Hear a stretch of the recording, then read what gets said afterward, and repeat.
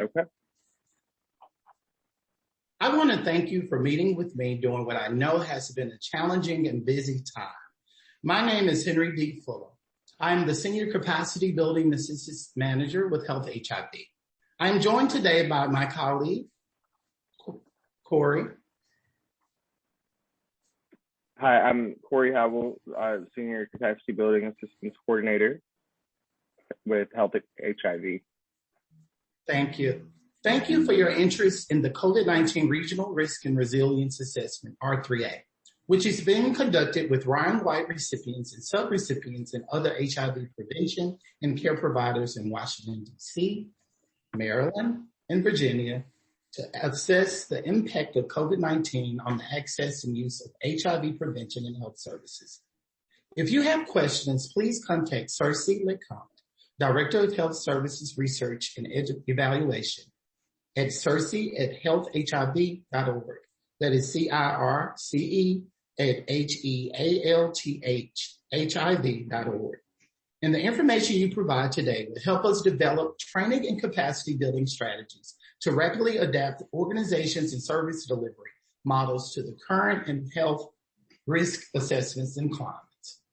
Restore full access to services for persons with or at risk for HIV, and strengthen the capacity of our systems to prepare for the future challenges. We are here today to learn from your experiences over the past year delivering high quality care under the constraints of a global pandemic. There are no right or wrong answers. Your comments will remain 100% anonymous, and any identifying details will be removed. We are recording this interview for review purposes only. One last thing. Several questions today regard telehealth, which we want to define briefly. Though the definition of telehealth changes slightly across jurisdictions, telehealth or telemedicine, as it is sometimes called, refers to the use of electronic information and telecommunication technology to deliver virtual synchronous care when you and your client are not in the same place at the same time. Our first line of questioning will be around the initial response your organization had to COVID-19.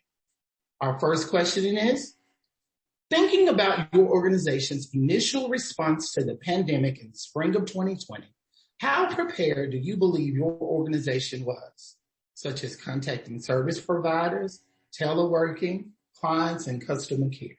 What are your thoughts on that? And before we start, of course, I would like for you to introduce yourself and tell us your title. Sure. Thank you, Henry. I'm Sam Zissou-McLean. I'm the program director for an organization called Movable Feast, and we are located in Baltimore City and serve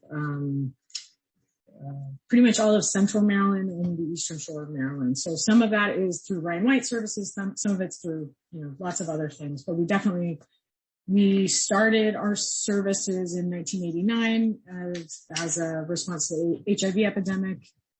Continue to have received Ryan White funding since the beginning, and still about 40% of the people we serve in a given year are people living with HIV. So just to give you a little context on what we do organizationally. We're a nutrition services provider, and I'll give you a little more information on that as we go.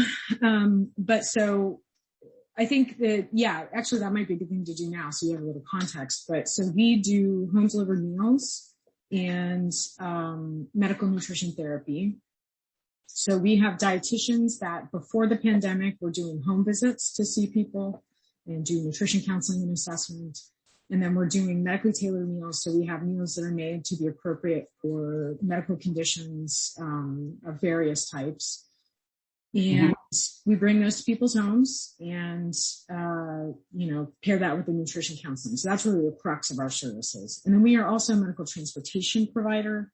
That is funded solely through Ryan White, and it's a relatively small program, but really designed, it's wheelchair accessible vans designed for people with really significant mobility impairments or, other difficulties. So that kind of gives you the scope of our services. So in preparedness for this event, I would say we were not prepared in terms of in a lot of ways. I would say the one way in which it turned out that we were really well situated was that we were already providing services to people in their homes.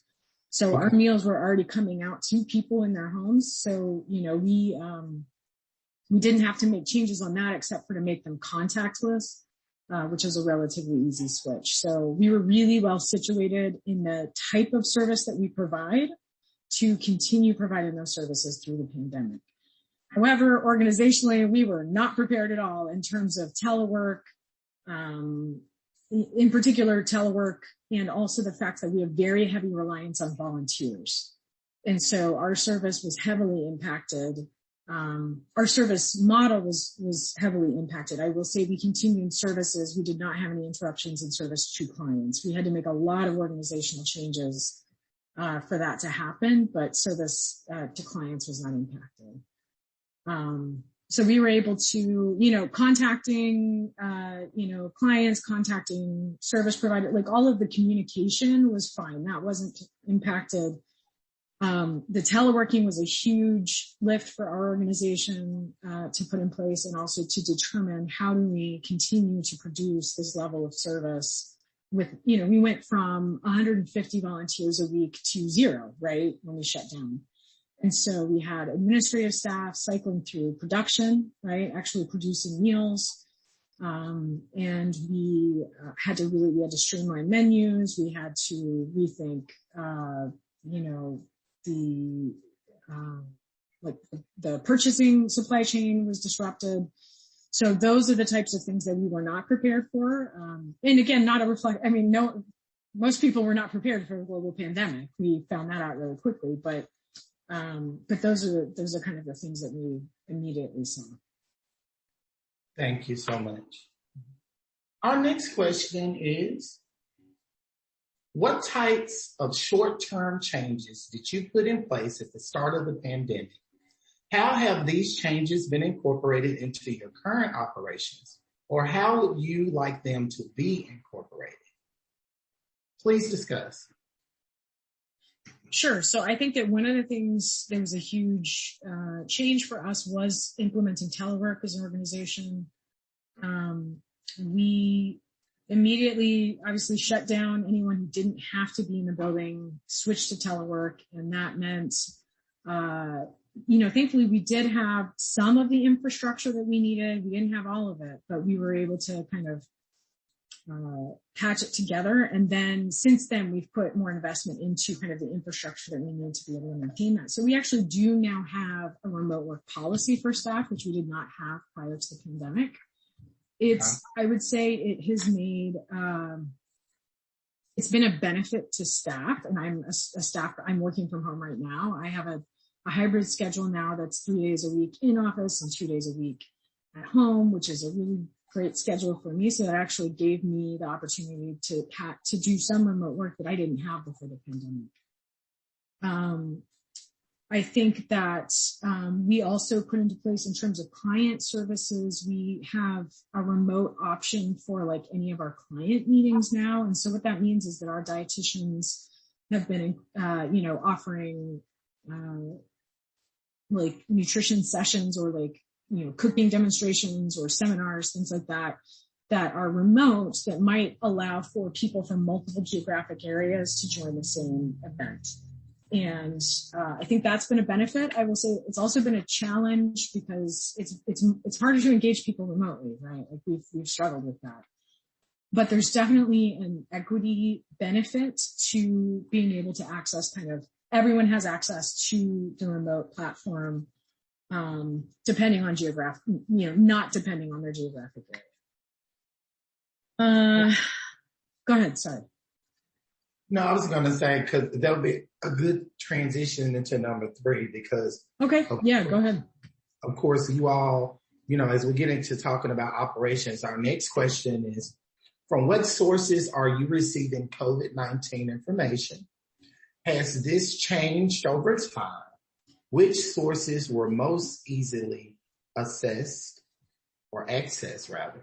Which sources were most trusted? Were any sources particularly helpful?